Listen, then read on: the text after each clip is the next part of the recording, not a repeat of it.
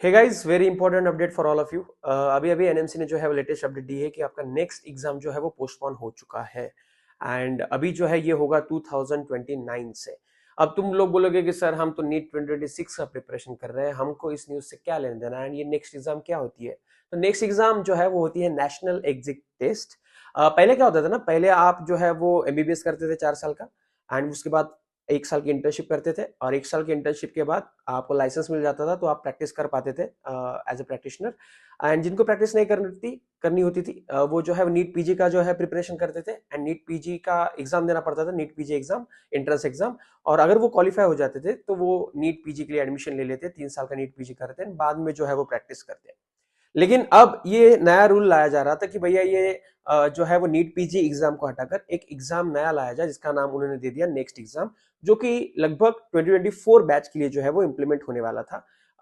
यानी कि 2028 के लिए होने वाला था, 2023 बैच से जो है वो इंप्लीमेंट होने वाला था। एंड उसमें क्या होने वाला था कि अगर आप जो है वो फाइनल ईयर में पहुंच जाते हो एमबीबीएस के, तो फाइनल ईयर के बाद आपको नेक्स्ट वन एग्जाम जो है वो देनी पड़ेगी। अगर आप नेक्स्ट वन एग्जाम में क्वालिफाई हो जाते हो तो आप जो है वो इंटर्नशिप के लिए जो है वो एलिजिबल हो, आप इंटर्नशिप करोगे और आपको लाइसेंस मिल जाएगा। एंड फिर आपको अगर नीट पीजी करना है तो आपको जो है वो नेक्स्ट 2 देना पड़ेगा। एंड अगर आप नेक्स्ट 2 में जो है वो वहां पे पास आउट हो जाते हो, रैंक में आ जाते हो, एंड आप जो है वो कट ऑफ क्लियर कर लेते हो, एंड आपको जो है वो सीट मिल जाती है किसी मेडिकल पीजी कॉलेज में, तो आप जो है वो पीजी करोगे। तो ये स्ट्रेटेजी थी। एंड अब मैं आपको ये क्यों बता रहा हूँ, सिंपल सी चीज है, जो बच्चे नीट 2024 के हैं वो अपना एमबीबीएस कंप्लीट करेंगे 2029 में, यानी कि फर्स्ट नेक्स्ट बैच जो होगी वो 2029 की होगी, अकॉर्डिंग टू लेटेस्ट अपडेट।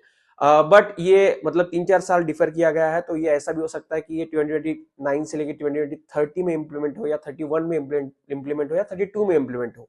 लेकिन जब भी इंप्लीमेंट होगा तो आप भी इसका हिस्सा बन सकते हो, क्योंकि नीट 2026 क्लियर करके आपके 5 साल जो है वो 2031 में कंप्लीट होंगे। एंड दैट्स वाई उस टाइम पे भी आपकी ये एग्जाम जो है वो आ सकती है। तो दैट्स वाई आपको जो है आपका करियर अगर प्लान करें तो आपको ये चीज मालूम होनी चाहिए।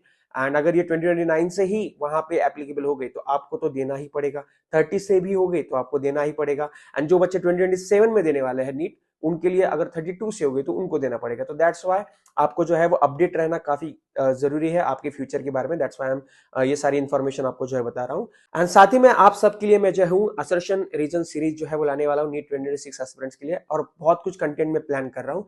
और भी कोई लेटेस्ट खबर अगर आ जाती है तो मैं आपको बता दूंगा इसी चैनल पे। तो make sure you subscribe to this channel and share with your friends. मिलते हैं अगली वीडियो में, तब तक के लिए बाय बाय, जय हिंद।